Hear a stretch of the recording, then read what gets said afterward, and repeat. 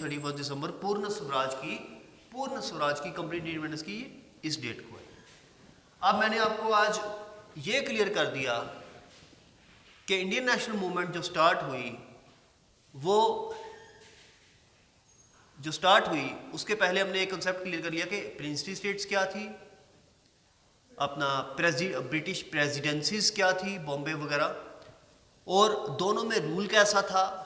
दोनों में रूल वैसा था, प्रिंसली स्टेट्स में ऑस्ट्रेलिया कनाडा के जैसा था, और हमारे बंगाल वगैरह में कंप्लीट रूल था। आप कह सकते हो प्रिंसली स्टेट में पार्शियल रूल था, बाकी रेस्ट ऑफ इंडिया में कंप्लीट रूल था। ठीक है, हम लोग कह रहे थे चलो हमें ऑस्ट्रेलिया कनाडा जैसा ही रूल दे दो,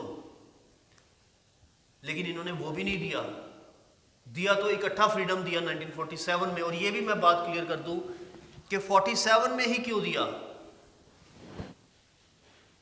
47 में आपको पता है, एक इससे पहले 1939 से लेकर 1944 तक क्या चला था, world war two.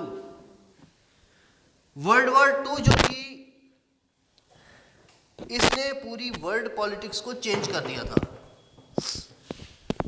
World war to के होने से पहले यूरोप बड़ा पावरफुल था, EUROPE, ये बड़ा पावरफुल रहा था, जिसमें French, British, Germans, Italians, Danish, Portuguese, they were having huge power, जिसको हम पॉलिटिकल पावर बोलते हैं, and each country was having many colonies. हर एक कंट्री की कॉलोनीज थी, और वो कॉलोनीज कौन कौन सी थी, एशिया में थी, और अफ्रीका में थी, और लैटिन अमेरिका में थी। वर्ल्ड मैप में अगर आप देखो तो मैं बताता हूं आपको,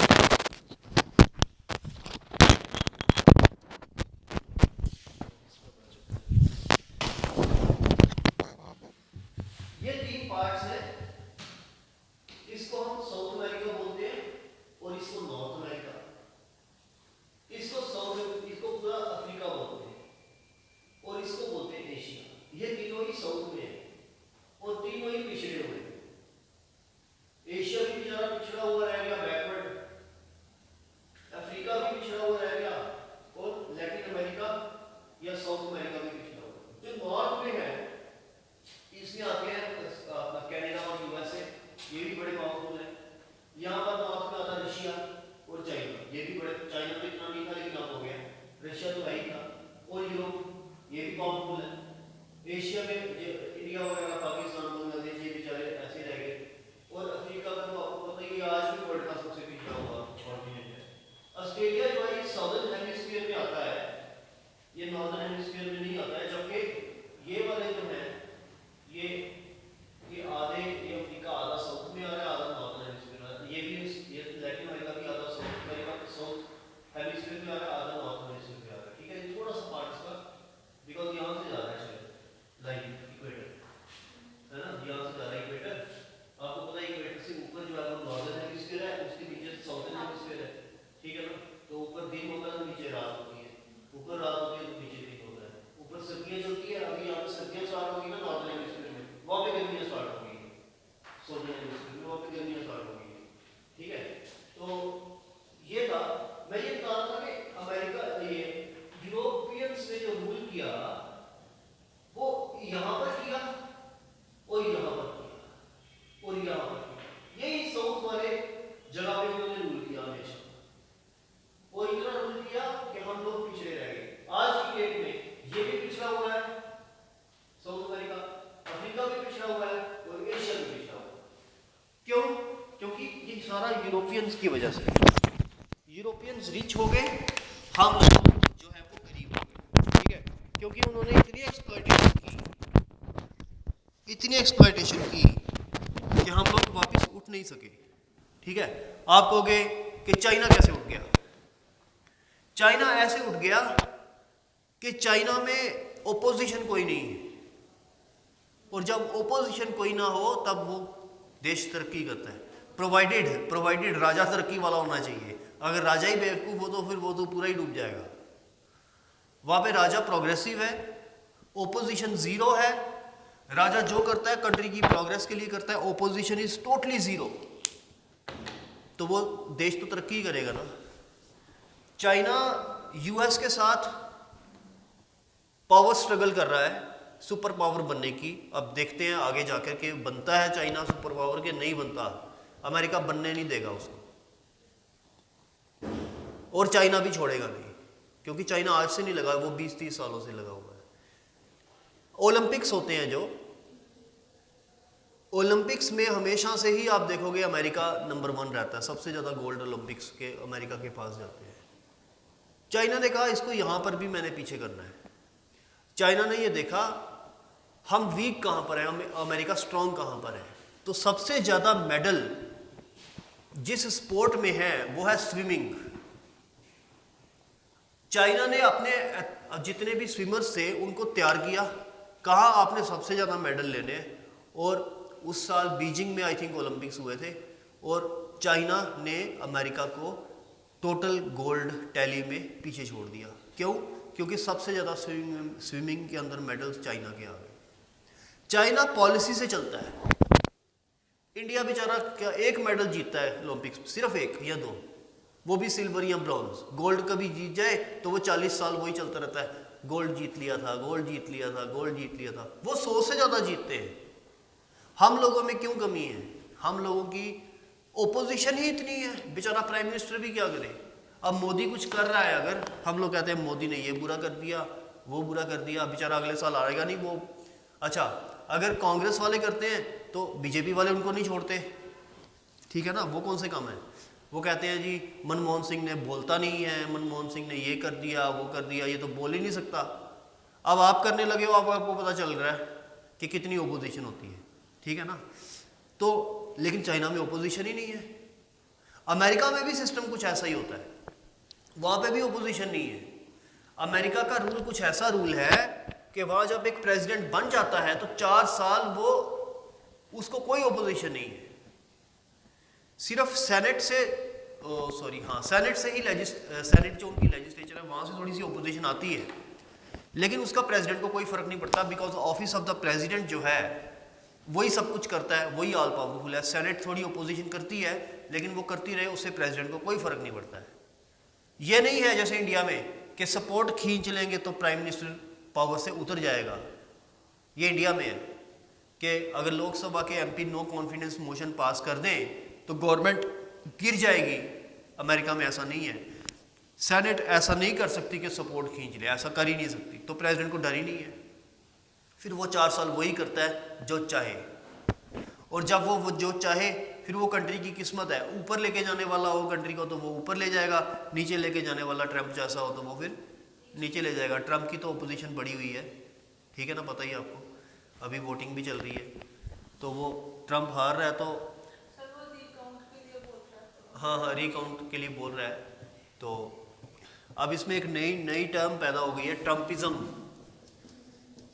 ये नया कंसेप्ट आ गया है ट्रम्पिज्म, कि ट्रम्प अब प्रेसिडेंट तो हट जाएगा लेकिन वो छोड़ेगा अभी भी नहीं, वो अभी भी हल्ला वल्ला करता रहेगा, और उसके जो सपोर्टर्स हैं वो कंट्री को चलने नहीं देंगे। अब देखते हैं ये ट्रम्पिज्म, कहते हैं कि Trump defeated will be more dangerous than Trump winning, ऐसे कह रहे हैं। अगर आप न्यूज़पेपर पढ़ोगे यहाँ पे कहा जा रहा है कि Trump defeated will be more dangerous than Trump winning, ठीक है। क्यों? क्योंकि ट्रम्प के पास पैसा बहुत है, बिजनेसमैन है, पैसा बहुत है, लेकिन यह भी हो सकता है कि जियो बाइडेन जो प्रेसिडेंट बनेगा कि वो ट्रम्प को अरेस्ट भी करा सकता है अगर ज़्यादा ट्रम्प तंग करेगा तो, या उसके बिजनेसेस बंद करा सकता है, वहाँ पे लॉक्स लगा सकता है, तो बड़ा कुछ हो सकता है आगे, ठीक है। तो कहने का मतलब ये कि जब वर्ल्ड वार 2 स्टार्ट हुई तो वर्ल्ड वार के स्टार्टिंग में यूरोप ज़्यादा पावरफुल था, राइट। लेकिन वर्ल्ड वार जब खत्म हुई, वो कैसे खत्म हुई थी पता है? कुछ बड़ा इवेंट हुआ था। अमेरिका ने जापान के ऊपर एटॉमिक बॉम्ब्स फेंके थे, इससे वर्ल्ड वार 2 खत्म हो गई थी। अब जब अमेरिका ने जापान के ऊपर एटॉमिक बॉम्ब्स फेंके, इससे एक सिद्ध हो गई चीज, वो ये कि अब यूरोप पावरफुल नहीं रहा, अब अमेरिका पावरफुल बन गया। कहते हैं कि पाप करो तो बंदा जो है वो हेल में जाता है, लेकिन अमेरिका ने पाप किया वो तो जन्नत में चला गया। आज तक वो सुपर पावर है, आज 2020 है। और कब फेंके थे? 1944 में बम फेंके थे। कितने साल हो गए? 44, 50 साल बोल लगा लो, 70-75 साल हो गए। तो अमेरिका 70-75 साल तक सुपर पावर बन गया बम फेंकने से। तो पाप किया तो अच्छा हो गया उसके लिए। लेकिन हिंदू मैथोलॉजी में कहते हैं कि पाप करो तो उल्टा हो जाता सारा कुछ, लेकिन यहाँ पर तो उल्टा नहीं हुआ, सीधा हो गया सारा कुछ। ठीक है, इसको यही छोड़ देते हैं डिस्कशन को, पाप पुण्य वाली को। हम ये देखते हैं कि अमेरिका सुपर पावर बन गया। अब अमेरिका ने यूरोप को बोला जितनी भी आपकी कॉलोनीज है उनको इमीडिएटली छोड़ो। Got my point? सारे यूरोपियन कंट्रीज ने इमीडिएटली कॉलोनीज को छोड़ा। इमीडिएटली का मतलब ये नहीं उसी दिन छोड़ दिया, 1-2 साल लगते हैं ट्रांसफॉर्मेशन में, सामान वामान उठाना होता है, वापस जाना होता है अपने देश। तो 44 में ये बोला उसने, 47 में हमें इंडिपेंडेंस मिल गई। अब हम कहते हैं जी गांधी ने इंडिपेंडेंस दिलवा दी हमें, ऐसा नहीं है। हाँ, इंटरनली भी हमने बड़ा कुछ किया, स्ट्रगल की, लेकिन मिल तो कुछ रहा नहीं था। गांधी का हम आगे जाके पढ़ेंगे भी, उसके क्रिटिसाइज भी बड़े हुए हैं। तो लेकिन इंडिपेंडेंस हमें रियल सेंस में जो वर्ल्ड वार 2 की वजह से मिली। अगर वर्ल्ड वार 2 ना होती शायद हम आज भी यूरोप के कंट्रोल में होते। ठीक है, तो ये एक फैक्टर था। मैं ये नहीं कह रहा हूँ, मैं फिर कह देता हूँ कि ये नहीं कह रहा हूँ कि हमारी स्ट्रगल नहीं थी, हमारी स्ट्रगल थी।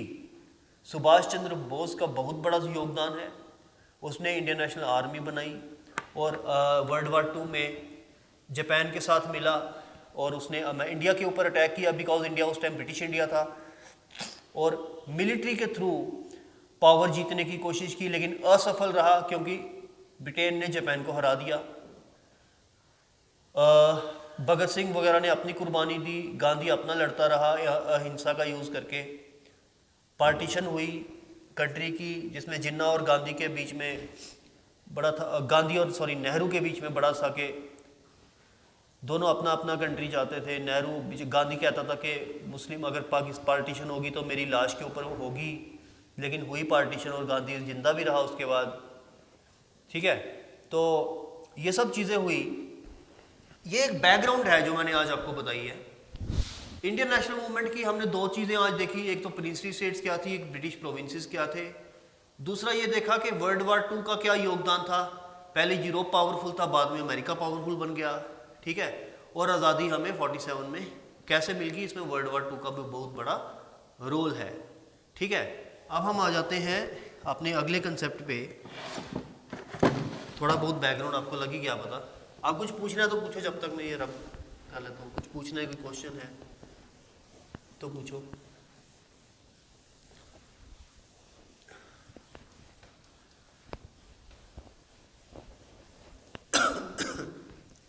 आगे चलते हैं। आज हम जो टॉपिक स्टार्ट करेंगे उसका नाम है रिवॉल्ट ऑफ 1857 और also called as first war of India's independence।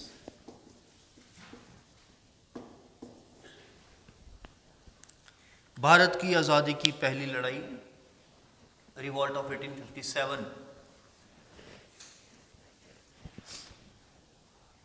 अंग्रेज़ों को, ब्रिटिश इंडिया को, ब्रिटेन को इंडिया में आए हुए लगभग कोई 80-90 साल या 100 साल हुए थे। और जब ये इंडिया में आया, 80-90 साल इसने रूल किया ब्रिटेन ने, तो इसने इंडिया के अंदर अपने लॉज लाए। अपने लॉज मीन्स जो यूके में लॉज थे वही लॉज यहां पर लाए। ऑब्वियस है कि आपको जो आता है आप वही करोगे। ब्रिटेन में वो जैसा रूल कर रहे थे, क्योंकि जो एक बात बता दूं कि जो हमारा गवर्नर जनरल होता था यूके का, इंडिया में जो हेड होता था, prime minister means governor general, तो उस टाइम प्राइम मिनिस्टर होता नहीं था, गवर्नर जनरल होता था। वो रिटायर्ड सिविल सर्वेंट होता था। Civil servant means officer, retired. ज़्यादातर ज़्यादातर वो या तो रिटायर्ड सिविल सर्वेंट होता था या ब्रिटेन की पार्लियामेंट का एक्स मेंबर होता था।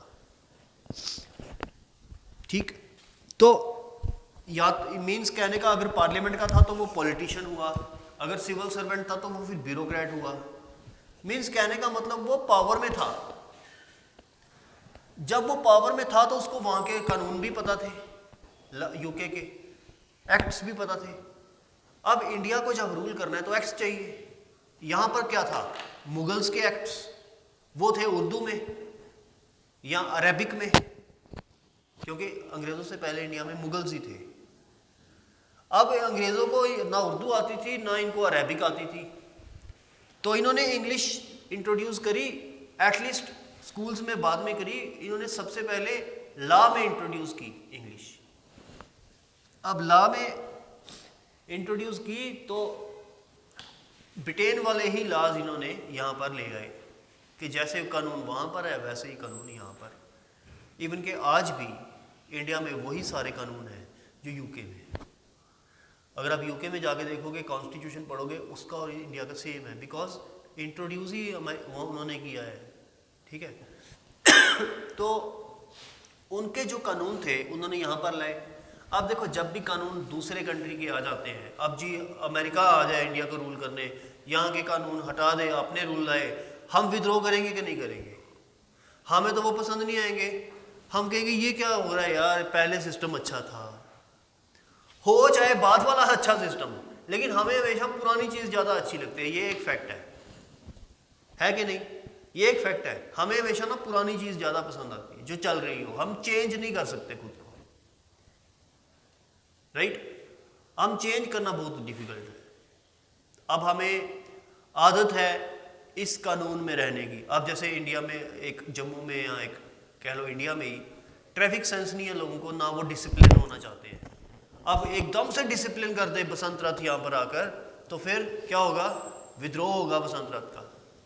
ब्लैक फ्लैग्स दिखाएंगे उसको कि ये क्या, अच्छा भला हम हेलमेट के बगैर चलते थे, अच्छा भला हम ऐसे रॉन्ग साइड चलते थे, अच्छा भला हम रूल्स तोड़ते थे, तो ये अब क्या हो गया? ये तो कुछ करने ही नहीं देता। अब जब न्यू ट्रैफिक रूल्स आए कि चालान 100 रुपये का 1000 रुपये का हो गया, तब भी हमने प्रोटेस्ट किए।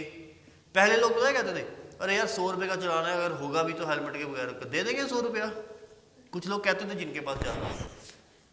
लेकिन वो जब 100 का 1000 हुआ, अब कोई नहीं दे रहा। अब कह रहे हैं ये 1000 नहीं निकलता, 100 तो निकल जाता था। तो ये क्या है? देखो, रूल तो नो डाउट अच्छा ही है, होना चाहिए था। मैं तो कहता हूँ 1000 का 1500, 100 का 1500 होना चाहिए था, 1000 कम है, तभी लोग सुधरेंगे।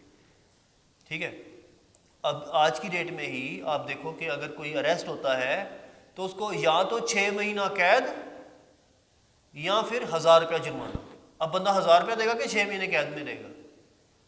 बंदा कहेगा 6000 रुपया दे दो यार।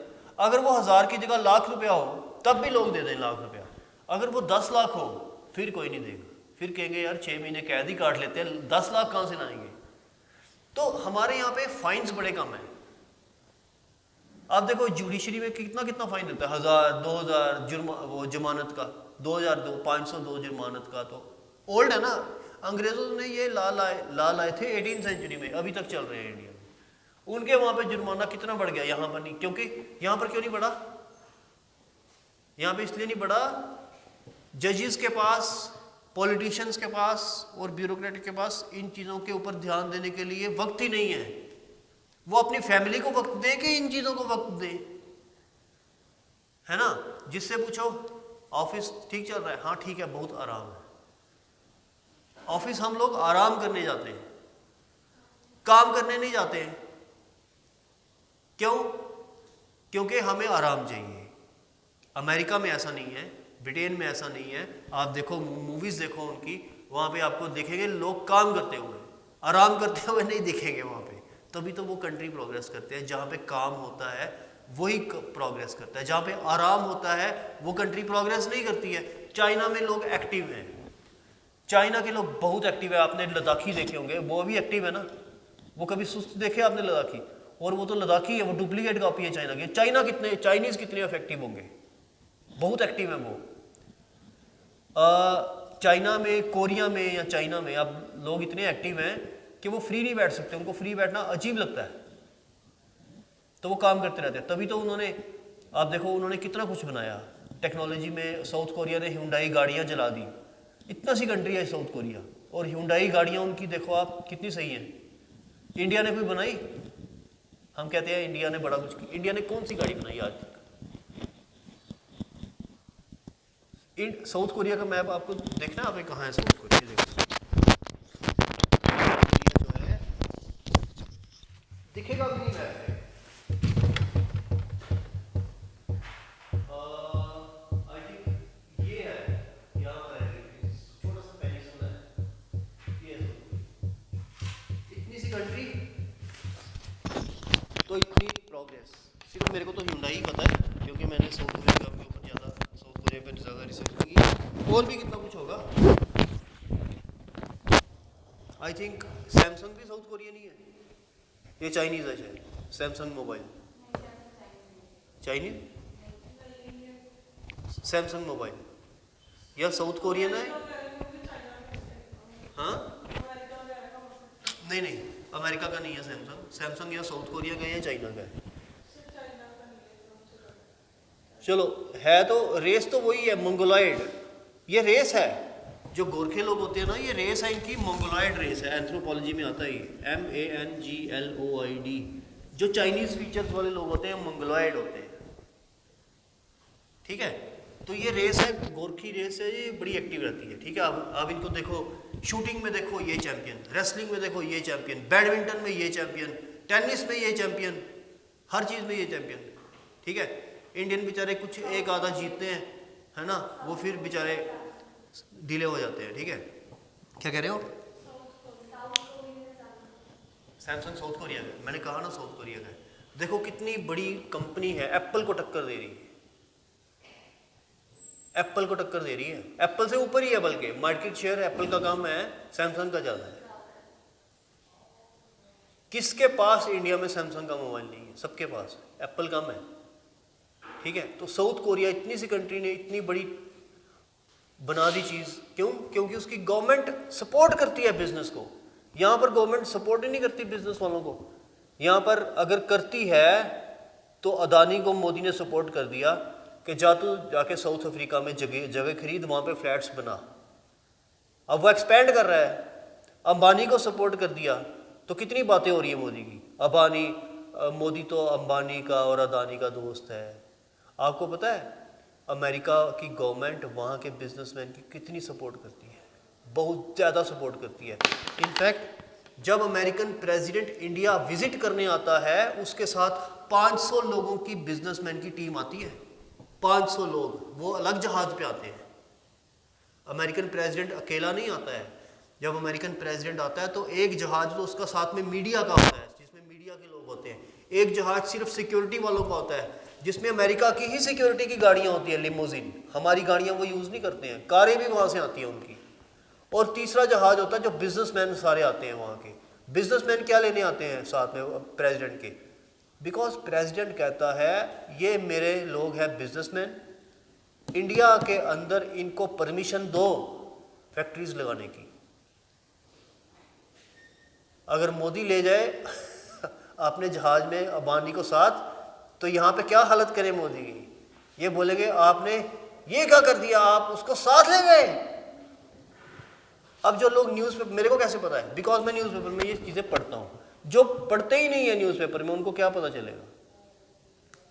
डेलीगेशन आती है, ये प्रेसिडेंट अपने बिजनेस कम्युनिटी के लिए बहुत कुछ डिमांड करते हैं, डील्स करते हैं, एग्रीमेंट्स करते हैं यहाँ आकर, तो उसके बगैर तो ये आते ही नहीं है।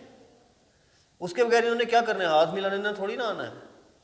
जब ये हाथ मिला रहे होते हैं मोदी के साथ, तो बिजनेसमैन दूसरे बिजनेसमैन के साथ मिलके एग्रीमेंट्स कर रहे होते हैं इंडिया में, और पीछे सपोर्ट होती है प्रेसिडेंट की। अगर अकेले आ जाएंगे फिर थोड़ी ना हम एग्रीमेंट करेंगे, लेकिन प्रेसिडेंट साथ आया तो हम एग्रीमेंट करेंगे। तो सिमिलरली साउथ कोरिया में भी गवर्नमेंट सपोर्ट करती होगी, तभी वो इतनी बड़ी कंपनीज बन पाई, ठीक है। और यहाँ पे क्या होता है? जेट एयरवेज बिक गया, बिका कि नहीं जेट एयरवेज? जेट एयरवेज पता ना? जेट एयरवेज जो कंपनी थी एविएशन, जहाज की कंपनी, बंद हो गई, 2-3 साल हो गए। बहुत अच्छी कंपनी थी उसकी, जहाज़ बड़े अच्छे थे, बैंकरप्ट हो गई, बंद हो गई। गवर्नमेंट ने हेल्प नहीं की कि गवर्नमेंट 1000 करोड़ रुपया दे देती, ये लो आप हमसे, आप कंपनी चलाओ। गवर्नमेंट ने हेल्प नहीं की। वो उसका ओनर था सुभाष चंद्र, वो अभी यूएई में रह रहा है। वो इसलिए यूएई चला गया कि कहीं मैं रेस्ट ही ना हो जाऊँ ठीक है, इतना बड़ा काम करके, इतनी टेंशन लेके मैंने जहाज़ वगैरह चलाए इंडिया में 10-20 साल, और कहीं मैं लास्ट में रेस्ट ही ना हो जाऊँ, इतनी एम्प्लॉयमेंट दी। सिमिलरली किंगफिशर का तो चलो है ही बदनाम था, मैं उसकी सपोर्ट नहीं करूँगा किंगफिशर वाले की, वो विजय माल्या की, वो तो है ही पैसा बर्बाद करने वाला था, उसको जो जाना ही बाहर चाहिए था। तो लेकिन जो जेन्युइन बिजनेसमैन है उसकी गवर्नमेंट को ज़रूर हेल्प करनी चाहिए। आप देख लो जैसे बड़े सारे आपको मिलेंगे, ठीक है, गवर्नमेंट को उनको सपोर्ट जो है वो, आप अगर मूवी देखोगे गुरु ही है ना, वो धीरूभाई अंबानी की, कुछ ऐसा ही नाम है, जिसमें धीरूभाई अंबानी की सपोर्ट वो स्टोरी बनाई हुई है। तो उसमें वो कितनी मुश्किल आती है बिजनेस खड़ा करने की, ठीक है, लेकिन गवर्नमेंट उसको सपोर्ट नहीं करती। गवर्नमेंट उल्टा उसको बिजनेस उसके बंद करने के चक्कर में होती है, फिर भी वो खड़ा करता है। तो वो यहाँ पर ओपोजिशन के बावजूद जो है बिजनेसमैन अपना काम कर रहा है। यहाँ पर देखो लेकिन बाहर क्या है, बाहर सपोर्ट की जाती है, तभी तो वहाँ के इतने लोग ऊपर जाते हैं। अब गवर्नमेंट आई है हमारी के हेल्प कर रही है, जैसे ओयो रूम्स का जो बंदा है, ओयो रूम्स जिसने बनाए, 21-22 साल का लड़का है वो, अब गवर्नमेंट उसकी सपोर्ट कर रही है, लेकिन उसने भी फंडिंग अमेरिका से ली थी। अगर आप उसकी बायोग्राफी पढ़ोगे तो उसने भी फंडिंग यहाँ से नहीं ली थी, इसको सीड कैपिटल अमेरिका के किसी बंदे ने दी थी, फिर उसने यहाँ पे बिजनेस स्टार्ट किया था। अब उस वो पता नहीं कितने ट्रिलियन में चला गया। तो कहने का बात मतलब ये है कि जब अमेरिका ने सॉरी क्या बोल रहा था मैं, स्टार्ट कहाँ से हुआ था ये, हाँ ये तो हो गया था। तो हम ये कह रहे थे कि 1857 का जब रिवॉल्ट जो था वो स्टार्ट इसलिए हुआ बिकॉज 80-90 साल हो गए थे अंग्रेज़ों को यहाँ पर आए हुए, और उन्होंने अपने लाज यहाँ पर स्टार्ट कर दिए थे लाने। अब हमको वो बर्दाश्त नहीं हो रहे थे, हमें वो गलत लग रहे थे, हमें वो अपने लाज की आदत थी, हमने उसका रिवॉल्ट करना स्टार्ट किया। क्या करना स्टार्ट किया? रिवॉल्ट ऑफ लाज। आर्मी में जो लाज आ रहे थे, पुलिस में जो लाज आ रहे थे, एडमिनिस्ट्रेशन में जो लाज आ रहे थे, ब्यूरोक्रेसी में जो आ रहे थे, पॉलिटिकली जो लॉज आ रहे थे, जैसे doctrine of lapse, subsidy alliance system, हमने हर एक चीज़ का विद्रोह किया, और गुस्सा जो था वो बढ़ता चला गया इंडियंस का, अंग्रेज़ों के प्रति गुस्सा जो था वो बढ़ता चला गया। और एक रेशियल फैक्टर भी था, लास्ट तो थे ही जिसका विद्रोह हो रहा था, रेशियल फैक्टर्स ये था, वो थे दूसरी रेस के, हम थे दूसरी रेस के, वो थे वाइट्स, हम थे ब्लैक, हम बेसिकली ब्लैक भी नहीं है, हम ब्राउन में आते हैं, वो थे वाइट्स, हम थे ब्राउन, और जो भी सुपीरियर रेस का होता है वो दूसरी रेस को इंफीरियरिटी की तरफ से देखता है, ठीक है। तो वो हमें सुअर कह के बुलाते थे, इंडियन सुअर ऐसे बुलाते थे, इधर आ सुअर इधर आ, तो अब हमें अच्छा थोड़ी ना लगेगा वो, हम तो उसको मारने को आएंगे। दूसरा रेशियल फैक्टर्स के अलावा एक और फैक्टर था क्रिश्चियनिटी फैक्टर। अब जब अंग्रेज आए तो वो साथ में अपने बड़े सारे क्रिश्चियनिटी के मिशंस भी लाए। नॉर्थ ईस्ट, वो जो स्टेट्स हैं 7 सिस्टर्स, नॉर्थ ईस्ट जहाँ पे आसाम वगैरह है, वहाँ पे उन्होंने काफ़ी क्रिश्चियनिटी फैलाई, आज भी वहाँ पे है क्रिश्चियनिटी। सिमिलरली साउथ में भी इन्होंने काफ़ी क्रिश्चियनिटी फैलाई। वो बेसिकली हम इंडियन हिस्टोरियंस ये कहने लगे कि ये अपनी एडमिनिस्ट्रेशन तो कर रहे हैं इंडिया में, साथ में इंडिया को क्रिश्चियन भी बनाएंगे, क्योंकि क्रिश्चियनिटी में ये लिखा हुआ है कि फैलाना धर्म को। मुस्लिम्स में भी ये लिखा हुआ है कि, लिखा हुआ है पता नहीं लेकिन ये है, कहते हैं कि फैलाना धर्म को, ठीक है। और अंग्रेजों के ऊपर ये एलिगेशन लगा कि ये धर्म को फैला रहे हैं, हमारे हिंदू को ये क्रिश्चियनिटी बना देंगे, इसलिए भी लोग इनके विद्रोह में हुए, रेशियल फैक्टर से भी विद्रोह में हुए, लॉज के फैक्टर में भी ये विद्रोह में हुए। अब ये विद्रोह जो था, अंदर गुस्सा जो था, ये इकट्ठा होता गया गुस्सा। 80-90 साल, 100 साल ये गुस्सा जो था वो इकट्ठा होता गया। अब जब हद हो जाती है ना, हद हो जाती है, तो फिर एक गुस्सा एक ही बारी निकलता है। वो जो हद हुई वो 1857 में हुई। ये एक्सप्लोजन हुआ, explosion of anger by the Indians against the Britishers. Basically इसके बड़े सारे कॉजेज थे, अभी हम लिखेंगे भी इसको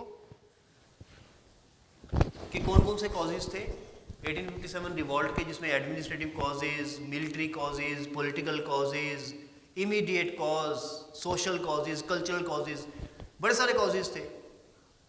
लेकिन इमीडिएट कॉज जिसने एकदम गुस्से को उबाल दे दिया, वो बड़ा इंपॉर्टेंट है। वो क्या था वो मैं समझा देता हूँ। सोशल कल्चरल वगैरह में मैं लिखवाऊंगा, एडमिनिस्ट्रेटिव, मिलिट्री और पॉलिटिकल भी मैं लिखवाऊंगा। इमीडिएट कॉज में समझाऊंगा। एक आर्मी में, अब इंडियन जो आर्मी थी, वो आर्मी जो थी वो टेक ओवर कर ली थी यूके ने। मीन्स के इंडियन आर्मी में लोग तो इंडियंस थे, लेकिन आर्मी के जो हेड थे, जो कर्नल, मेजर, अच्छी अच्छी ऑफिसर वाली जो पोस्ट थी, वो सारे अंग्रेज थे। नीचे सिपाहीज जो थे, हवलदार, सिपाही, सूबेदार, ये इंडियंस थे।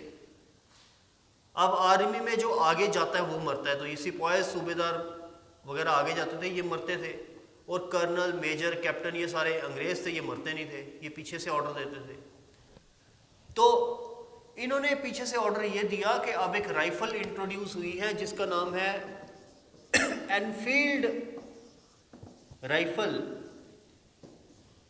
इस राइफल को आपने चलाना है, गोलियां इससे चलानी है। अब ये एक भ्रम फैल गया कि इसमें जो गोलियां हैं, कार्ट्रिज बोलते हैं गोलियों को, CARTRIDG, कार्ट्रिज जो है इसको चबाना पड़ता था फिर गोली चलती थी। आजकल की तो AK-47 है, सीधा ही बर्स्ट चलता है उसका।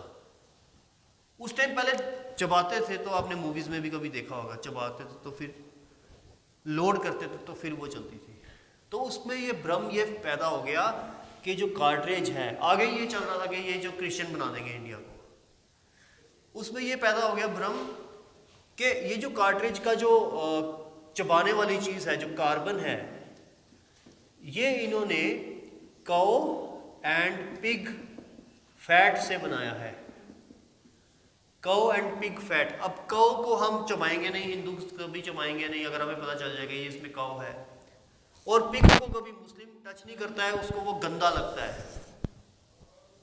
तो इंडियन आर्मी में मुस्लिम, सिख और हिंदू तीनों थे, ठीक है। तो सभी ने विद्रोह कर दिया कि हम इस कार्ट्रिज को यूज